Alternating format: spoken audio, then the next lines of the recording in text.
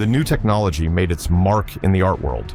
We all know iconic works like The Arrival of the Train at the Gare Saint-Lazare by Edouard Manet or Rain, Steam, and Speed by J.M.W. Turner. But the economic consequences of railroads were far more profound. From that moment on, it became possible to move goods from deep inland straight to seaports. That included bulk commodities like grain, and Russia happened to have lots of it. This gave rise, in the second half of the 19th century, to an entirely new economic system. Europe's cities were exploding in size and appetite. They needed food, tons and tons of it, and they could no longer grow enough themselves. So they bought it from Russia. The main export hubs were Odessa and Novorossiysk. In return, Russia received technology, including ones required for building those very railroads. It was a win-win situation. The scale of trade was staggering. By the 1890s, up to 60% of all wheat grown in Russia was being exported. And if a comparison just popped into your head, grain in the 19th century was like oil in the 20th, congratulations, that's exactly the right analogy. But every new strategic opportunity brings with it a new strategic threat. And this one kept ministers in St. Petersburg awake at night. What if the European powers decided to block the straits and impose a trade embargo? True, nothing like that had ever happened. Even during the Crimean War, when the British fleet dominated the Black Sea, merchant shipping was allowed to pass freely. Europe was benefiting from trade with Russia, after all. Closing the straits would have meant shooting itself squarely in the foot. But just because something has never happened in the past doesn't mean it cannot happen in the future. And it proved to be true during the First World War. By and large, Russia was drawn into the war because of fears over the straits. The nightmare scenario circulating in St. Petersburg went like this. Germany, allied with Austria-Hungary, breaks through the Balkans, reaches the straits, lays down a railway, links Europe directly to Turkey, and gains the ability to shut down Russian Black Sea trade whenever it feels like it. Conquer the country without actually conquering it. And Russia was willing to do almost anything to prevent that outcome. But once the war began, an even worse scenario materialized. Turkey, allied with Germany, simply closed the straits. Overnight, roughly a quarter of Russia's total foreign trade vanished. The economic shock was brutal. To Russia's credit, it didn't collapse instantly. Bringing down a giant like that takes time. But by 1917, the strain had done its work. The country was exhausted, its reserves depleted, and in the capital, which was in St. Petersburg at the moment, a revolution broke out. Well, two revolutions actually. A quick refresher. In February 1917, power passed to the provisional government. It was made up of well-educated, fairly liberal figures, lawyers, journalists, professors, major businessmen. And what message did these people have for a population of wretched soldiers exhausted by 4 years of war, hungry, freezing, dying in the trenches from typhus and mustard gas? You've guessed it. They came out with the slogan, "We will continue the war." This may look like political suicide, but let's put ourselves in the shoes of the ministers of the provisional government. They had just witnessed what a blockade of the straits did to Russia. They understood perfectly the damage it inflicted on Russian business, which many of them very much belonged to. And they were determined to prevent this from ever happening again. Vladimir Nabokov, the politician, not the novelist, and the father of the writer Vladimir Nabokov, later recalled his colleague, the Prime Minister Pavel Milyukov, in the following terms. He considered that it would be absurd and simply criminal of us to renounce the greatest prize of the war, as Grey, the British Foreign Secretary, called Constantinople in the Straits. But most importantly, he believed that this prize had not actually slipped from our grasp. Well, he was wrong. The people did not care about the straits, nor did they care about the commerce or geopolitics or the dearest interests of business elites. The people wanted one thing, and one thing only: peace. And the program of the provisional government turned out to be a gift, wrapped with a bow, for the Bolsheviks, led by Vladimir Lenin. "Look who wants your death," they said. "Look who is ready to spill your blood for their own profit." It worked. By October 1917, a second revolution had taken place, and with it, the Soviet era has begun.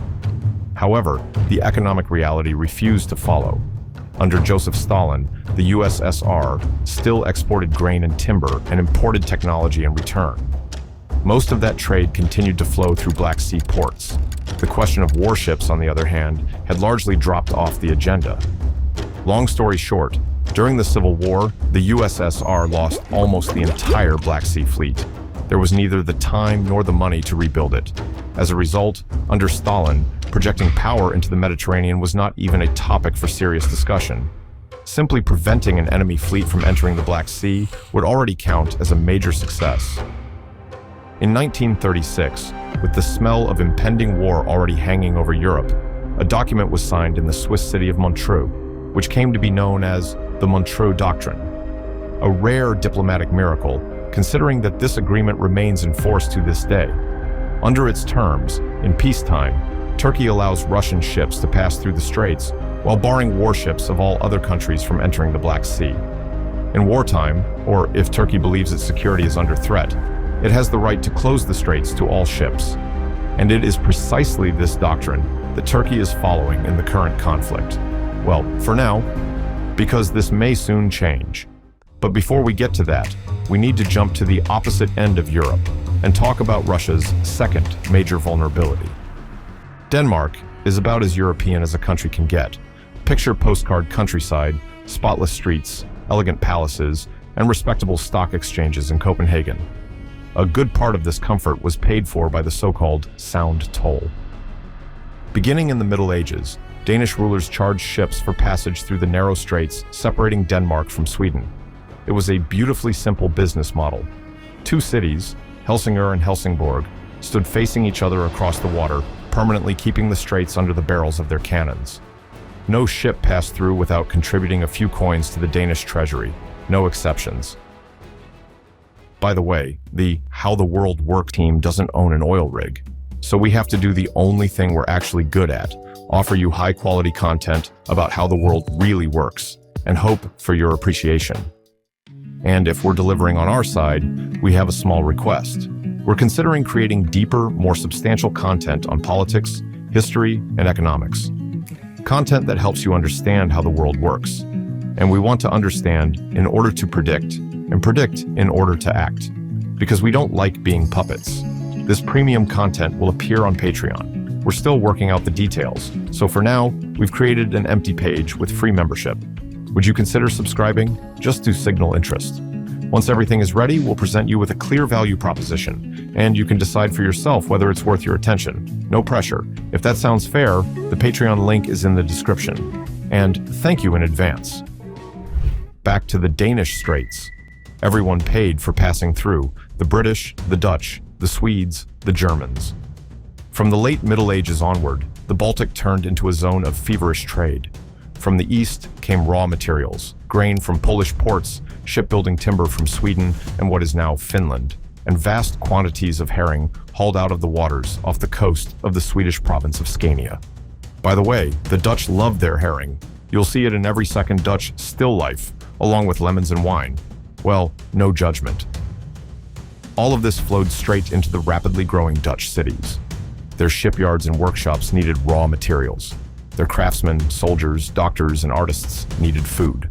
Without Baltic grain, timber, and fish, the Dutch, and later the English, Industrial Revolution would simply not have happened. In return, the Baltic lands received European technologies, textiles, and later, colonial luxuries. Think tea, coffee, sugar.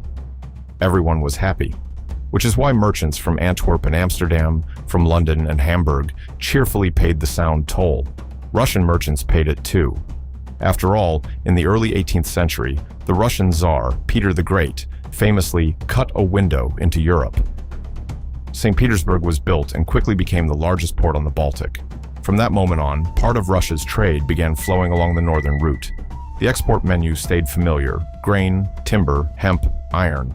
And while, in theory, gaining control over the Danish Straits might have sounded tempting, in practice, it was close to impossible. Britain, a traditional rival, was far too alert, far too capable, and far too willing to shut that idea down before it ever left the drawing board. And yet, for Russia, this was not a major problem. In the 18th and 19th centuries, the country rotated through wars with Sweden, France, Britain, and Prussia. Any one of these powers could, in theory, have tried to organize a full-scale trade blockade of the Baltic. None of them did. And you already know the reason. Europe was no less interested in trading with Russia than Russia was in trading with Europe. As before, it was quite enough to fortify the straits and make sure the Russian fleet couldn't freely leave the Baltic. That kept the balance intact and the trade flowing. But to each rule, there is an exception. When it comes to European politics, the exception's name is usually Germany. During the Second World War, the Germans didn't bother with half measures. They simply occupied Denmark, took direct control of the straits, and secured access to their strategic partner, Sweden. From Sweden came iron ore, absolutely vital for German industry. At the same time, Germany cut the USSR off from Lend-Lease supplies via the Baltic Sea, the shortest and most convenient route. From that moment on, only the awkward, distant northern ports remained available to the Allies. And that did hurt. By now, you've probably spotted the pattern. History suggests that Russia does not, in fact, need to control the straits. Under normal circumstances, that is, when Russia maintains workable relations with most Western countries, trade through the straits flows more or less unhindered. Of course, fans of alternative history love to play the what-if game. What if, for instance, in 1878, General Mikhail Skobelev had ignored the British guns and marched into Constantinople? Opinions here diverge sharply. Some argue that breaking out into the open ocean would have turned Russia into a hybrid land and sea power, a kind of second United States. Others believe the opposite. Access to the straits would have triggered such deep structural changes inside Russia that it would collapse. It's a fascinating thought experiment. By the way, let us know if you'd like us to dig into it. That could easily be a video of its own. But in real history, it comes down to a fact. The straits were closed to Russia only twice, during the two world wars. In other words, only when Russia found itself in open confrontation with most of the Western world, and the conflict escalated to the point where the benefits of trade no longer mattered. That is when the straits turn into a genuine strategic vulnerability. And, as we said at the very beginning of this video, by applying pressure to these choke points, one can quite literally strangle Russia to death. And we seem to be approaching that very point. In January 2026, in the Caribbean Basin, the US Navy detained 5 oil tankers, either sailing under the Russian flag or linked to the so-called Shadow Fleet, a loose network of vessels that effectively work on Russia's behalf, transporting sanctioned oil. It started with the tanker Marinera, followed by the detention of Sofia, Alina, and Veronica. From the Caribbean, the hunt moved to the Mediterranean. On January 22nd, between Spain and Morocco, French forces detained the tanker Grinch. In other words, in the current confrontation between Russia and the Western world, the latter have chosen to strike where it actually hurts, hydrocarbon trade. And the logical next step in this strategy is obvious: the straits. Why chase individual tankers across half the globe when you can simply block the bottlenecks? So how painful would that be for Russia? Let's get out nerd on and look at the numbers. Very roughly speaking, about half of Russia's state budget is made up of revenue from hydrocarbons. Of that, around 80% comes specifically from oil, and roughly 70% of that oil is shipped by tankers that one way or another pass through the straits. Do the math, and you get a brutal result. If this revenue stream were fully cut off, Russia's budget would shrink by about 25%. That is a lot. I mean, that is a lot. It's like cutting of one of your 4 limbs. Russia could survive, but it would for sure feel it. And from a purely technical standpoint, closing the straits is feasible. Bulgaria and Turkey, which sit astride the Bosporus, are both members of NATO. As for the Baltic Sea, it has effectively turned into an internal lake of the alliance. Sweden, Finland, Denmark, and Germany, all NATO members. But closing the straits takes more than technical capability alone. Guess what else it takes? It takes brass balls. Whether today's Western leaders actually possess those is an open question. We'll see. History, as always, will do the grading. But one thing is already clear. The next time you come across a news item about detaining yet another Russian tanker sailing under some exotic Caribbean flag, you'll know that this is not a coincidence. You'll understand what game is being played and just how high the stakes really are. And if a genuine escalation does begin, you'll know exactly which 2 regions on the map to look at. If you found this material interesting, please strike the like button, as if it's one of them Shadow Fleet tankers. And if you want to flip the chessboard and look at the situation from the other side, at the main strategic threat facing Western economies, check out our video on BRICS and how this alliance could disrupt the existing world order. Chances are you'll enjoy it.